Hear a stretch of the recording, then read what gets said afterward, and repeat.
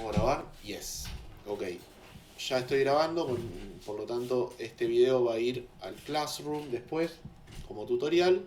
Pero está bueno que podamos estar ahora acá. Si en el caso de que necesiten hacer alguna pregunta en el momento la pueden hacer. Y si no, bueno, queda el registro de lo que estuvimos haciendo. Por lo tanto, les voy a compartir pantalla. Preciso si me pueden decir si la pueden llegar a ver.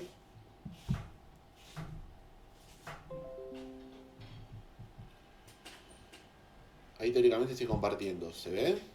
Sí, profe. Excelente. Así que vamos a pasar. Bueno. La idea justamente, como les estaba diciendo, es empezar a explicar un poco lo que es el condicional tipo 3 o Third Type Conditional en inglés. Por lo tanto es una extensión de lo que estuvimos haciendo en las unidades anteriores. En la unidad anterior en realidad. Lo que estuvimos haciendo fue ver los conceptos básicos de lo que es el condicional tipo 1, el condicional tipo 2, de la forma en que se escriben, cómo escribir un verbo, si es regular, estuvimos haciendo repaso de eso, y también estuvimos haciendo repaso de cómo escribir los verbos en forma irregular. Por lo tanto, lo que es condicional tipo 1 y tipo 2, digamos que, por así decirlo, ya lo tenemos, lo básico lo tenemos cocinado. El problema radica en el condicional tipo 3. Si recordamos, el condicional tipo 1 nos servía para hablar sobre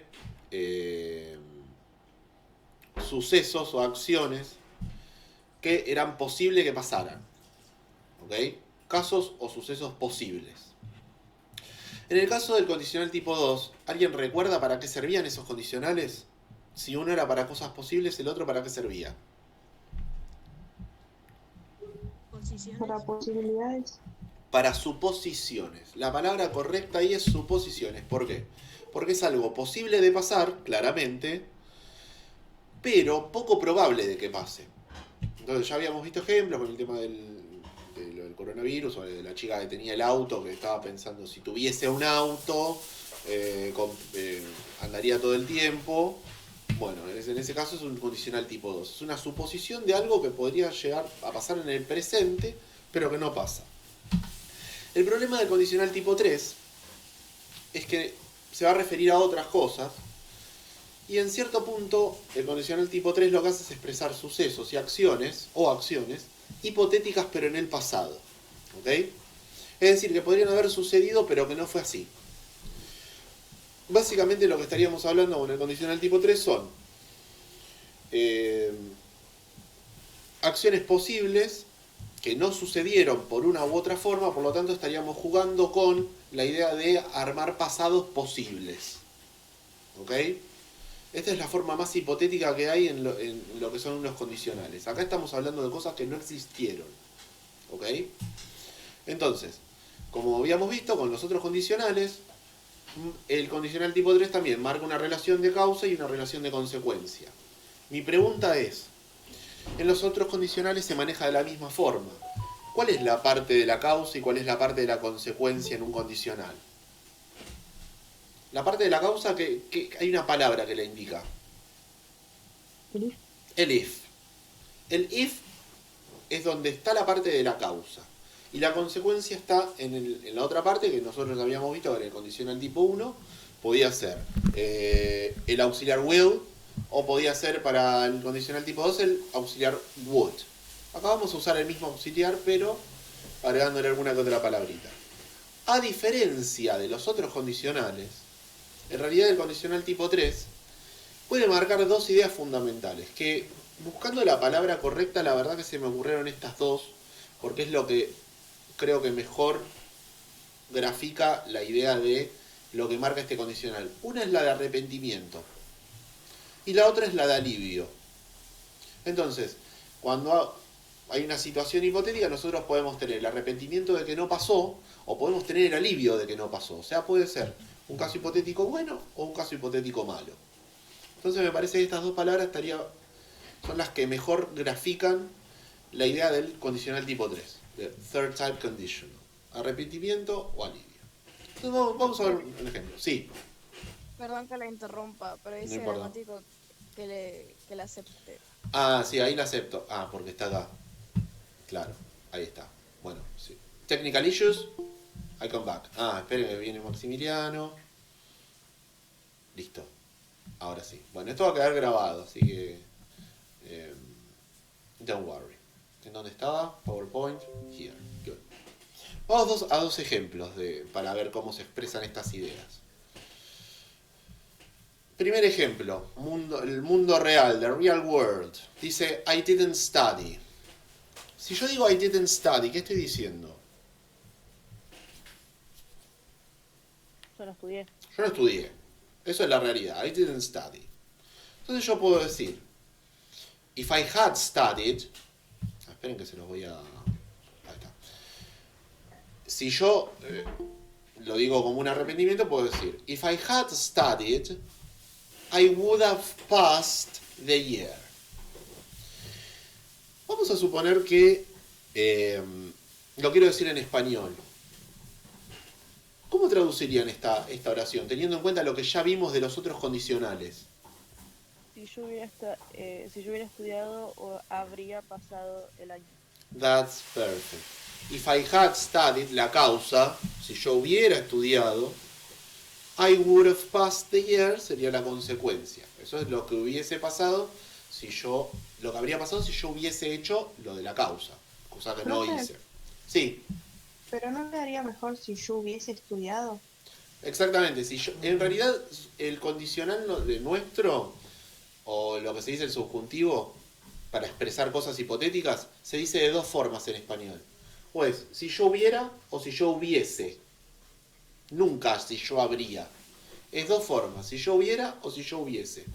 Ese hubiera o hubiese está marcado por el had. ¿Ok? Had es lo que marca ese yo hubiera o hubiese. Y el habría sería con I would have. ¿Ok? Entonces por eso la oración completa quedaría, si yo hubiera estudiado o si yo hubiese estudiado, habría pasado de año o había aprobado el año. Another example, real world. I didn't do exercises. Si yo digo I didn't do exercises, ¿qué estoy diciendo? No hice ejercicio. Yo hice ejercicio. Entonces, if I had done exercises, I would have been a healthy person. Entonces, ahí tenemos otro ejemplo de cómo tenemos de un lado the real world, lo que está pasando, lo que pasó en realidad. I didn't do exercises, no hice ejercicio. Del otro lado tenemos el caso hipotético. ¿Cómo traducirían esta oración? Si hubiera hecho ejercicios, sería una persona sana. That's perfect. Si yo hubiera hecho ejercicio, yo sería una persona sana. Esa es la idea de cómo se escribiría el condicional, que ahora vamos a ver bien las estructuras. Ahora, pregunto, si yo digo esta idea de if I had done exercises, I would have been a healthy person. Mientras agrego personas, ¿es un alivio o un arrepentimiento? ¿Por qué lado lo pensarían? un arrepentimiento. That's perfect. Es un arrepentimiento. Por lo tanto, esa es lo que estaría marcando el condicional. En este caso, los dos estarían marcando lo mismo. Y sigo agregando personas. En las dos marcaría justamente arrepentimiento. Por lo tanto, ¿cómo hago para escribir un condicional tipo 3? Siempre en la parte de la causa vamos a hacer lo mismo que en el condicional tipo 1 y 2. If adelante de todo, siempre. Entonces, if plus subject, siempre tengo que escribir de quién estoy hablando, de subject. Pongo el auxiliar had y el verbo. Con el verbo hay un párrafo aparte que lo voy a explicar más adelante. Por eso puse ed o past participial form. Y la consecuencia. La parte de la consecuencia se escribe subject would have, todo junto, would have, como una unidad, son dos palabras pero sirven como una unidad, Lo y que sería la tercera. exactamente, lo que sería en el tercer condicional, tenemos que agregarle no solo would, sino que le tenemos que agregar would have, que sería como decir habría. Y el verbo de la misma forma, con ed o en forma de pasado participio. Example. Yo había puesto una oración al principio que era un ejemplo, era if I had studied, I would have passed the year. Tenemos la parte de la causa. If I had studied, the consequence, I would have passed the year. ¿Se puede poner al revés? Yes, of course. ¿Cómo quedaría? I would have passed the year if I had studied. Consequence, cause. Pero como se darán cuenta, la estructura siempre se maneja de la misma forma, tanto si la pongo de un lado o del otro, no importa. Pero el if, el sujeto, el had y el verbo con ed se manejan de la misma forma. En la parte de la consecuencia, el sujeto would have, verbo, o el verbo de la acción principal, con ed o en pasado participio. Bueno, lo mismo en la parte de la consecuencia. Por lo tanto, ahí tenemos en cuenta que la estructura se mantiene de la misma forma. No importa dónde ponga la causa y dónde la consecuencia. Now, list of irregular verbs. Acá sí vamos a tener que utilizar la lista de verbos irregulares. Vamos a recordar un poco cómo manejarla. ¿Por qué? Porque puede llegar a ser un poco confusa. La parte de infinitive, nosotros tenemos los verbos tal cual como se escriben. Como diríamos nosotros, correr, dormir, amar, así, en infinitivo.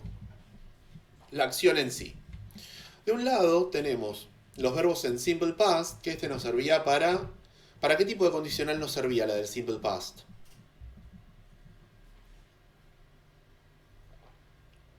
¿Type 1, Type 2 o...? Para el condicional 2. Para el condicional 2, porque en el condicional 2 teníamos que escribir en el pasado. En el caso de que el verbo sea irregular, usamos esta. Pero en este caso, in the third conditional, usamos la parte del past participle. ¿Ok? Y en la última columna vamos a tener la parte de meaning o significado, en donde vamos a tener de ayuda el significado en Spanish. Así no tenemos ningún problema en ese sentido con empezar a construir significados de qué significa cada oración que yo vaya dejando.